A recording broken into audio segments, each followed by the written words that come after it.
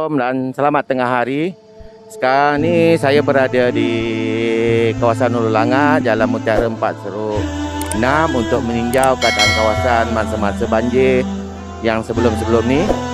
Dalam perjalanan kami juga kami terjumpa sukarelawan yang masih lagi membantu, termasuk juga model-model yang mana diorang segera cuba membantu pihak-pihak penduduk di kawasan Hulu Langat ini.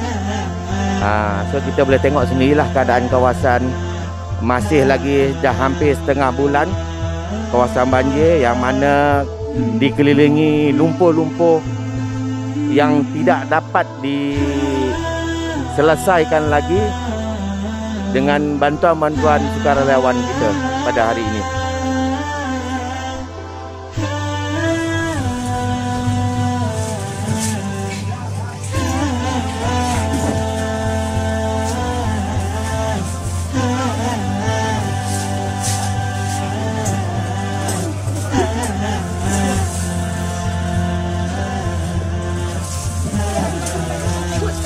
Kalau nak masuk dalam dalam.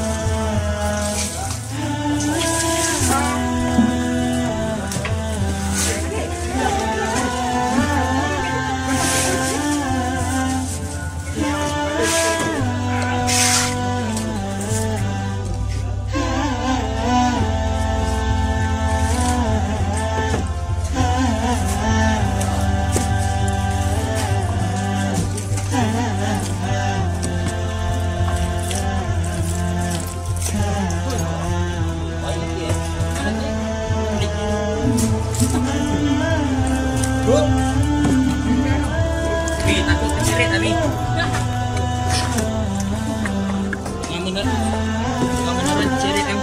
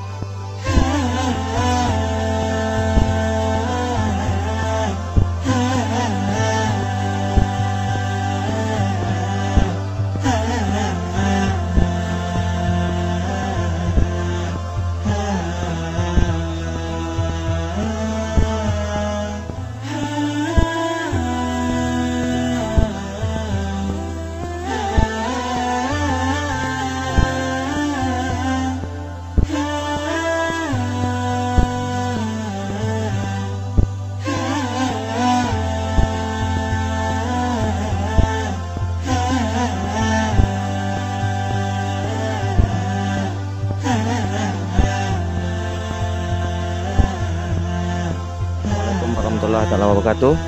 Sekarang ni kami in-frame berada di Hulu Langat, Jalan Mutiara 4/6. Okey. Di sini kita boleh lihat keadaan macam mana para kita punya sukarelawan masih lagi bekerja keras membantu penduduk-penduduk di kampung, yang mana kita nampak sebahagian daripada kawasan rumah jiran-jiran yang ada ni banyak digeluti dengan lumut-lumut yang masih belum dicuci. Jadi di sini kita ada mewakili seorang daripada pihak penduduk, iaitu Mami, untuk berceritakan sedikit tentang keadaan di Hulu Langat ni macam mana. Terima kasih ya. Saya Mami Sakura. Actually saya Mami Hanisha ni. Kita tak ada wakil mana-mana lah, bukan NGO, bukan daripada wakil penduduk whatsoever. Kita daripada tim Hanisha lah. Saya lagi pun banyak anak-anak belia yang ramai yang ada ikut saya hari ni, sebab kami dapat aduan masih ada rumah yang belum lagi dibantu. Sebab kami pernah 5 hari lepas kami pernah datang nombor 43 Mutiara 4/6 dan memang teruk. hari ni kami balik nak tengok macam mana apa kejadian yang kami dah buat. Alhamdulillah di sana laluan yang kami buat masih ada laluan dan tanah sana dah kering. Tapi kami dapat info ada pasangan warga emas. Diorang pun anak-anak pun jauh-jauh, so nak tolong pun susah. So kami akan cuba hari ni. As you guys can see, memang tak nampak longkang. Sebab longkang memang tersumbat. Banyak rumah pula jenis yang diratakan simen atas longkang. Jadi kita tak boleh nak membantu. Dia stuck bawah longkang tu. Jadi kena ada betul-betul NGO ataupun kerajaan sendiri yang datang, yang pakai sedut ke, yang pakai water jet yang lebih kuasa besar lah. Untuk memastikan keadaan longkang-longkang ini semua bersih lah. Banyak yang okey, tapi disebabkan laluan yang bersimen tu dan juga laluan besar yang ada tanah tu, yang kita tak dapat bantu. Sekarang diorang minta kita tolong tadi. Memang bukan luar bidang kita. Kita yang longkang kecil boleh lah. Dah berapa lama untuk yang jalan 4/6 ni, Mutiara 4/6, ini kali kedua lah kami datang. Anisha pergi ambil sponsor makan. So I represent the team untuk bantu dia. Terima kasih kepada yang sponsor makanan. Terima kasih anak-anak muda yang saya bawa hari ni. Yang lihat tu ada tugas dia. So semua alhamdulillah lah, semoga kita tengok kejadian selepas ni. Apa harapan Mami bagi pihak-pihak tertentu untuk membantu penduduk-penduduk yang ada di sini, terutamanya macam kawasan-kawasan longkang ni? Apa yang sepatutnya? Saya lah, jangan mulakan yang depan, mulakan yang belakang. Okey, saya difahamkan juga ini aliran ni pergi ke depan. So dia bukan di depan sangat, dia di tengah-tengah. So those people yang with the government or whatsoever, you all kena tengok sampai medium, yang tengah-tengah sampai ke belakang. Sebab yang ini longkang ni okey, kalau yang mungkin anak ramai mungkin dia orang boleh buat, tapi kalau yang warga emas, yang bini sakit, anak kecil, sebab tak semua orang boleh main dengan selut ni, tak mampu. Tim kami pun ada yang sakit, ada yang alergik, ada yang terpaksa ambil ubat sebab bermain selut. Dan kami pun mungkin tak mampu buat lama benda ni sebab tak ramai yang sanggup main lumpur kotor ni. Sampai kami harap the government come and see yang jalan 4/6 Mutiara 4/6 ni masih banyak dalam longkang belakang ni. Allah Alam banyak ni, kami tak mampu buat ni. Okey, terima kasih Mami ya. Nampaknya beginilah keadaan dia, macam mana teruknya kita punya sukarelawan membantu berusaha untuk menyelesaikan masalah keadaan longkang-longkang yang tersumbat di kawasan Hulu Langat ni, dan masih lagi banyak memerlukan tenaga untuk kita menyelesaikan masalah yang kita hadapi sekarang ini di kawasan Hulu Langat. Okey, terima kasih. Okey, saudara, siapa nama? Saya Mutalib daripada Hanisha Troopers Team. Pertama sekali saya nak ucapkan terima kasih kat Inframe TV sebab hadir dekat lokasi lah. Kami dekat Dusun Anding ni. Kalau ikutkan daripada start banjir tu pada Ahad kan teruk kan. So Isnin, Selasa, Rabu tu kami turun padang lah. Sebab equipment dari segi orang kata boat apa semua time tu kan banjir. Jadi air naik kan, kita tak ada boat. So facility untuk boat kita tak ada. Tapi sampai pada dana dan juga usaha untuk tenaga kerja ni kami ada. Jadi that's why kita pilih hari Rabu untuk kami turun untuk bantu. Kawasan, terutamanya kawasan yang berdekatan dengan kami lah. Lepas tu kami keluar ke Dengkel pun ada. Okey, terima kasih.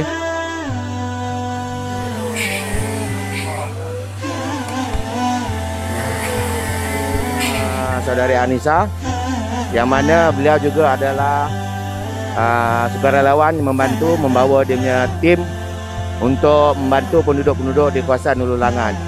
Boleh Cik Anisha ceritakan sedikit keadaan di kawasan Hulu Langat sekarang ni? Boleh. Okay, so hari ini Hanisha dengan tim Hanisha Troopers. So basically semua bercampur lah. Ada yang tua, ada yang muda, ada yang remaja, semua daripada banyak-banyak background. Kita orang datang sendiri je, bukan dalam NGO ke apa, semua atas sendiri yang rela untuk tolong. Fokus kita orang lebih banyak kepada untuk cuci rumah. Tapi sekarang disebabkan banyak rumah yang dah dalam ni dah bersih, tapi macam ni lah keadaan ni, macam ni dekat luar berlumpur. Cuci kat dalam, Cuci kat dalam tapi luar ni dibiarkan. Situ saya macam tertanyalah, luar ni siapa nak bersihkan kan? Luar ni pun mesti nak pakai, nak lalu, nak jalan. Lagi satu, saluran longkang.